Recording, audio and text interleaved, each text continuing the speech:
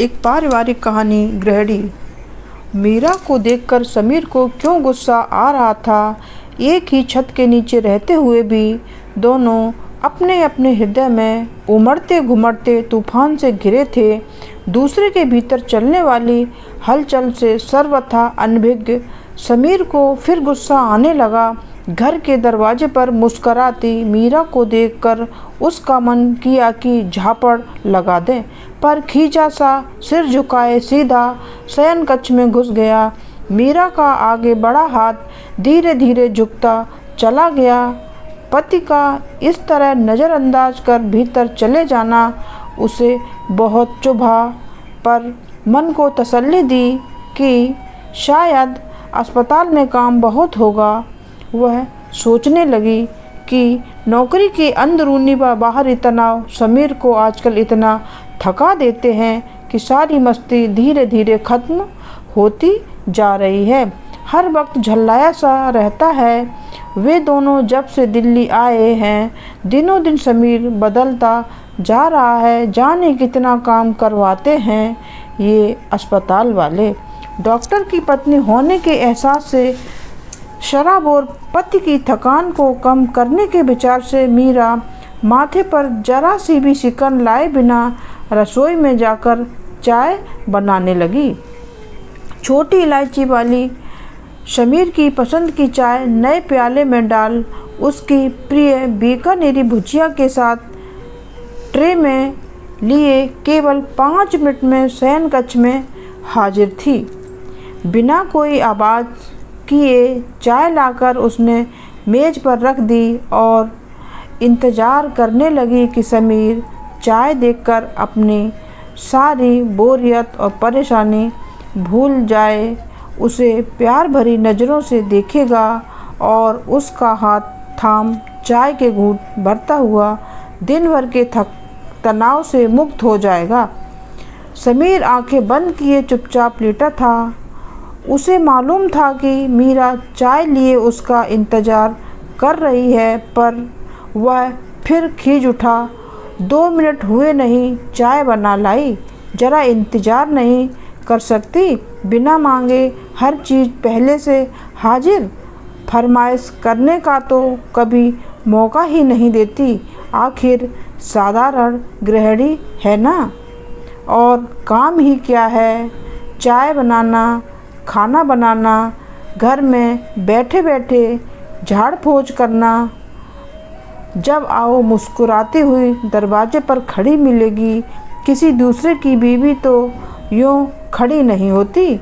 सब दिन भर काम करके थकी मांदी लौटती हैं बुझी बुझी। एक यह है कि जब देखो तरोताज़ा, ओस भीगी कली सी मुस्कुराती मिलेगी। डॉक्टर मदन बस में मजाक कर रहे थे। भाई मज़े तो सिर्फ समीर के हैं। घर पहुंचते ही गुलदस्ते सी सजी धजी बीबी मुस्कराती हुई हाथ से बैग ले लेगी और फिर परोसेगी मीठे चुम्बनों सी गर्मा गर्म चाय। एक हम हैं कि घर पहुंचते ही बच्चों को गृहकार्य कराओ, फिर चाय के लिए बीवी का इंतज़ार करो कि क्लिनिक से आकर अपनी थकान उतारे। हम भी थके हैं, यह तो घर आ जाते ही भूल जाना पड़ता है। यार रोज़ अकेले अकेले चाय पीता है, कभी तो दोस्तों को भी भाभी के हाथ की चाय पिलवा दिया कर। समीर आगे सोचने लगा। सब के सब मतलबी हैं। वह डॉक्टर बसंत रात को 10 बजे लौटता है। कई बार तो क्लिनिक में ही रात गुजारता है। फिर भी पट्टे को मस्ती चढ़ी रहती है। कल रात को जब हम घूम कर लौटे तो मिल गया। क्या बकवास कर रहा था। सभी के बीच कह रहा था भाई मज़े तो समीर के हैं, बाकी सब तो बेकार ज़िंदगी गुजार रहे हैं। अपन ने तो बीवी के आगे समर्पण कर रखा है।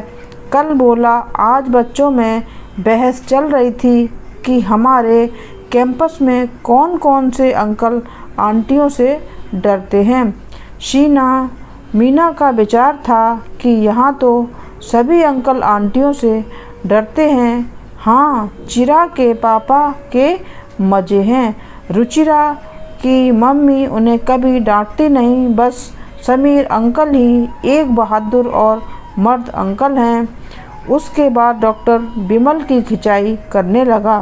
क्यों, तू अकेला खड़ा है इतनी रात में? क्या बीवी से डरना छोड़ दिया? जा जल्दी जा, नहीं तो आज फिर घंटी बजाते रहना, दरवाज़ा नहीं खुलेगा। सारी रात मैडम को नींद आ रही होगी और तू डबल रोटी लाने के बहाने यारों से गपशप कर रहा है। बसंत हमेशा थोड़ी बहुत तो पिए ही होता है, किसी को भी नहीं छोड़ता, सभी से छेड़खानी करता है। डॉक्टर अशोक से कह रहा था, डॉक्टर साहब, आपके हिस्से में तो बम का गोला ही आया है, हमारी छत पर तो रोज़ ही बम विस्फोट होता है, भूकंप आता है, बिजली गिरती है और अंत में बारिश। डॉक्टर देवेश और विनय को ही देखो, रोज़ ही रात का खाना खाने बाहर जाते हैं। दोनों की बीवियां प्राइवेट प्रैक्टिस में हैं, कमाती भी अंधाधुंध हैं और उसी हिसाब से खर्च भी हाथ खोलकर करती हैं। एक यह मीरा है, कभी कहो भी कहीं चलने के लिए तो कहेगी कि आज तो उसने बहुत बढ़िया खाना बना रखा है, फिर कभी चलेंगे। तंग आ गए रोज़ रोज़ घर का खाना खाते खाते। उधर विमल को देखो, दोपहर को रोज़ मेरे कमरे में चला आता है और मेरे गोभी के पराठे खा जाता है।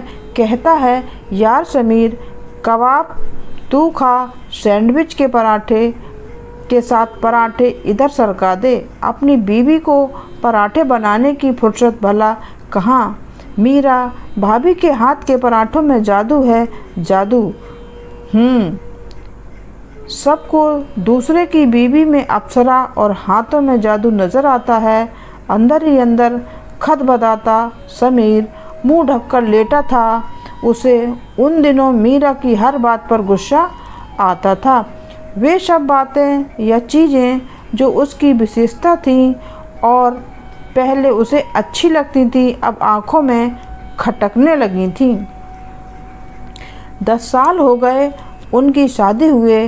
बेटी रुचिरा भी इस 8 वर्ष की हो गई थी। मीरा के साथ समीर ने एक भरपूर और सुखद वैवाहिक जीवन बिताया था। वह तो यही मानता रहा था कि वे दोनों जैसे बने ही एक दूसरे के लिए हैं। मीरा सुंदर तो थी ही, उसका स्वभाव इतना मधुर और सरल था कि प्यार करने को दिल हो आता। परिवार के सभी सदस्यों की वह दुलारी थी। माता पिता भैया भाभी की तो वह आँखों की पुतली ही थी। यूँ वास्तव में मीरा का कोई दोष नहीं था, बस दोष था इस दिल्ली का, यहाँ की पहियों पर भागती तूफानी जिंदगी का। 2 साल से, यानी जब से वह यहाँ से एक अस्पताल में काम करने दिल्ली आया था और मेडिकल कैंपस में रहने लगा था, सब कुछ गड़बड़ाने लगा था। वह पहले जैसा सहज नहीं रहा, सब कुछ जैसे टूट फूट गया था। चरमराने लगी थी जिंदगी और उसकी सोच भी कितनी बदल गई थी। यहाँ सभी महिलाएं नौकरी करती थीं, एक मीरा को छोड़कर अन्य सभी की बीबियाँ डॉक्टर थीं। सभी जब तब फेलोशिप लेकर विदेश जाती रहती थीं। अस्पताल के काम के अलावा कभी सेमिनार तो कभी कॉन्फ्रेंस में व्यस्त रहती, कुछ प्राइवेट प्रैक्टिस करती थीं और अच्छा कमाती थीं। सभी के घर में 2-2 एयर कंडीशनर थे या हर कमरे में कूलर था। 2-3 साल में फर्नीचर या पर्दे बदल जाते। मियाँ बीवी दोनों डट कर काम करते थे, घर और बच्चे नौकर नौकरानियाँ संभालते।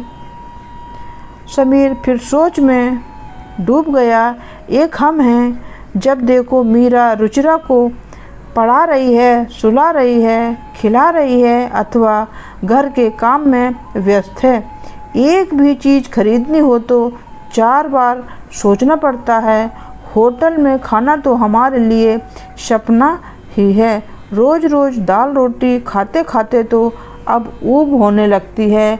यह ठीक है कि मीरा खाना बहुत अच्छा बनाती है, सभी तारीफ़ करते हैं, घर भी अच्छी तरह रखती है, लेकिन डॉक्टर मदन का घर देखो, विदेशी चीज़ों से भरा है।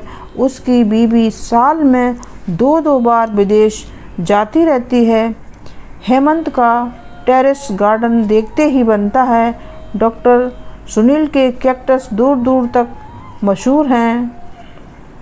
सबके बच्चे रात दिन केवल टीवी देखते हैं और एक हम हैं कि रुचिरा वीडियो देखने के लिए भी टीना के घर जाती है।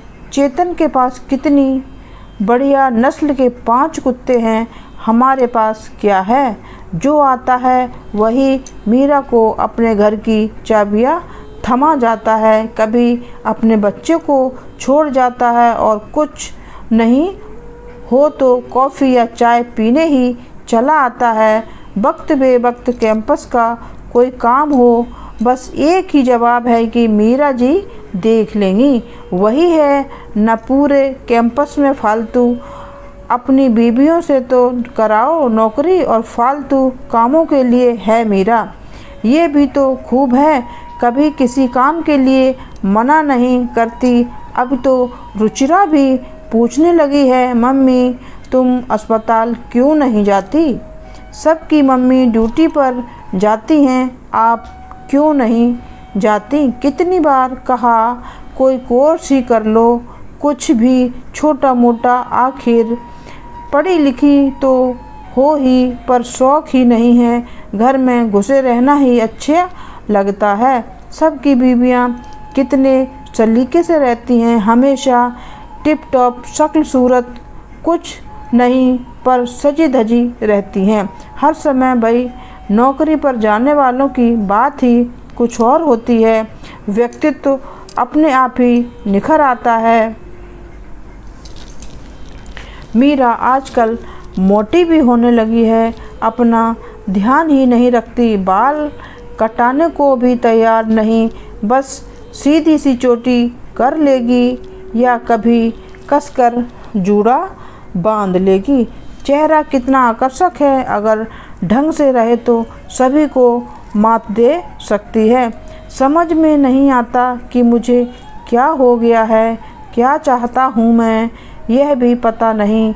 मीरा की वे सब बातें या आदतें जिनकी दूसरे तारीफ़ करते हैं, मुझे जहर लगने लगी हैं। इलाहाबाद में सब कितना ठीक ठाक चलता था, पर दिल्ली आते ही सब जैसे गड़बड़ा गया है। भाई आज की दुनिया में अन्नपूर्णा बनने की आखिर ज़रूरत ही क्या है? यह ठीक है कि तुम में सारे गुण हैं, पर क्या तुम 20वीं सदी की रफ्तार के साथ नहीं चल सकती? आप भारतीय संस्कृति नहीं छोड़ेंगी? कितना समझाया कि मेरी चिंता करना छोड़ो, मैं अपनी देखभाल खुद कर लूँगा। लूला लंगड़ा या अपाहिज तो हूँ नहीं, ज़रा तेज़ तर्रार और स्मार्ट बनो। यह तो है नहीं कि मुझे दूसरों की परेशानियों का पता नहीं है। नौकरी पेशा महिलाओं को अपनी परेशानियां हैं, व्यवस्थाएं हैं, उनके घरों की हालत का भी मैं चश्मदीद गवाह हूँ। किंतु जब सभी एक तरह से जी रहे हों तब कितना अजीब सा लगता है अलग ढंग से जीना। डॉक्टर चेतन और उसकी बीवी के शयन कक्ष अलग अलग हैं। अभी पिछले हफ्ते ही तो डॉक्टर अशोक का अपनी पत्नी से झगड़ा हुआ था। गुरदीप की बीवी रोज़ नाइट ड्यूटी करती है और जब वह अस्पताल जा रहा होता है तब वह घर में घुसती है। डॉक्टर मनोज के बच्चे रात दिन नौकरों के बच्चों के बीच खेलते हैं। डॉक्टर विनय की आया ने चोरी करवा दी थी पिछले साल मनोज के नौकर ने गाड़ी साफ करते करते जाने कब गाड़ी चला दी और डॉक्टर कुमार की गाड़ी में दे मारी। दोनों का कितना नुकसान हुआ था। मीरा रुचिरा का कितना ख्याल रखती है, कितनी शिष्ट और शालीन है रुचिरा, लेकिन कितनी सीधी है, कहीं मीरा जैसी ही ना बन जाए। इसमें कोई संदेह नहीं कि पत्नी तो बस एक मीरा ही है, बाकी सब कामकाजी महिलाएं हैं जो थोड़ा बहुत पत्नी धर्म शौकिया निभा लेती हैं। पर मीरा अगर डॉक्टर होती तो वह भी शान से कहता कि उसकी पत्नी डॉक्टर है। शादी के समय मैंने तो जिद की थी कि मुझे डॉक्टर बीवी चाहिए, पत्नी घर में हो, जब मैं थका मांदा लौट कर आऊँ। यही तो चाहता था मैं। मीरा मुझे पहली बार देखते ही पसंद आ गई थी। बिना नखरे दिखाए उसने झट से हाँ कर दी थी। कैसी शांत, सुंदर, मधुर और सौम्य है मीरा। फिर मैं परेशान क्यों हूँ, आखिर क्यों? समीर को सोया देख मीरा चाय लेकर रसोई में रख आई। वह यह सोचकर दुखी थी कि आज जरूर ज़्यादा ऑपरेशन करने के कारण समीर का सिर दर्द बढ़ गया होगा। थोड़ी देर चुपचाप सोने के बाद शायद तबीयत सुधर जाएगी। बाद वह रुचिरा की फ्रॉक में गोटा टाकने लगी। बहुत दिनों से वह समीर में एक परिवर्तन देख रही थी। वह बात बात में खींचता था, हर वक्त झल्लाया रहता था। मीरा अच्छी तरह जानती थी कि आज की महंगाई में एक आदमी की तनख्वाह गुजारा करना कितना कठिन है। आए दिन किसी न किसी चीज़ की किल्लत पड़ी रहती थी। वह कितनी समझदारी और किफ़ायत से घर चलाती थी, पर किफ़ायत भी तो एक सीमा तक ही संभव थी। कई बार उसका मन होता कि एमए की परीक्षा उत्तीर्ण कर लें या कोई कोर्स वगैरह करके नौकरी कर लें, पर समीर और रुचिरा को असुविधा होगी। यह सोच कर वह घर में ही अपने लिए नए नए काम निकालती रहती। वह सभी की मदद करने की कोशिश करती। सभी उसे प्यार करते थे। छोटे बच्चे तो उसे घेरे ही रहते। वह दिन भर कुछ न कुछ करती ही रहती। फिर भी जब समीर का मुरझाया चेहरा देखती तो भीतर ही भीतर उदास हो जाती। तरह तरह से पूछने की कोशिश वह कर चुकी थी, पर बहुत कुरेदने पर भी समीर खुलता ही नहीं था। ना जाने कौन सा घुन उसकी सूखी गृहस्थी में घुस आया था। उसने तो समीर की खुशी में ही अपनी खुशी, अपनी ज़िंदगी समाहित कर दी। अब क्या कारण है कि समीर दुखी है, परेशान है? अपने कैरियर के बारे में उसने कभी सोचा ही नहीं। चारों ओर होने वाली भागदौड़ देखकर तो वह नौकरी के बारे में कभी सोचती भी नहीं थी। मीरा सोचने लगी, कितनी शांति है उसके छोटे से घर में। कोई तूफान नहीं, जैसा कि आसपास आए दिन उठता ही रहता है। दिन भर पहियों पर सवार ये सब भागते ही रहते हैं, पर समीर को पूरी स्वतंत्रता है। चाहे जितनी देर तक अस्पताल में काम करे, वह कितना ख्याल रखती है उसकी पसंद नापसंद का। सभी उससे रश्क करते हैं, पर फिर उसका समीर उदास क्यों रहता है? क्या कारण हो सकता है समीर की उदासी का? विभाग में शायद किसी से अनबन हो गई होगी। इसी तरह अनाप शनाप सोचते सोचते सुई उसकी उंगली में चुभ गई। खून की बूंद छलछला आई। फ्रॉक वही छोड़ उसने हाथ धोया, पर खून रुक ही नहीं रहा था।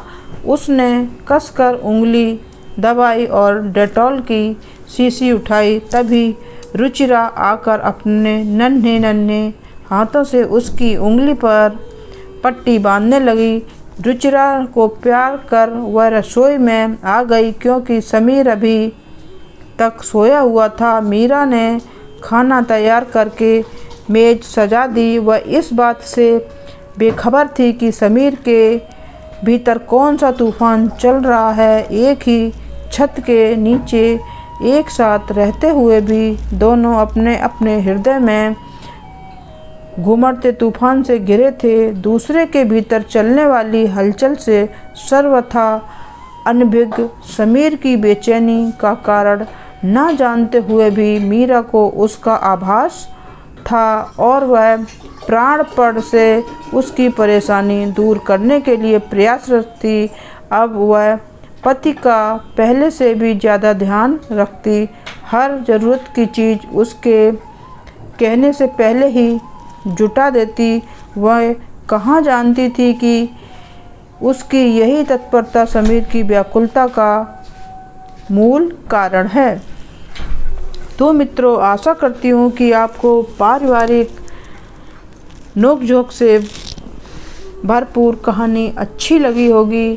कहानी अच्छी लगी हो तो चैनल को अभी सब्सक्राइब कर लें। अंत में वीडियो को लाइक करना ना भूलें। हमारे चैनल पर विजिट करने के लिए आपका बहुत बहुत धन्यवाद।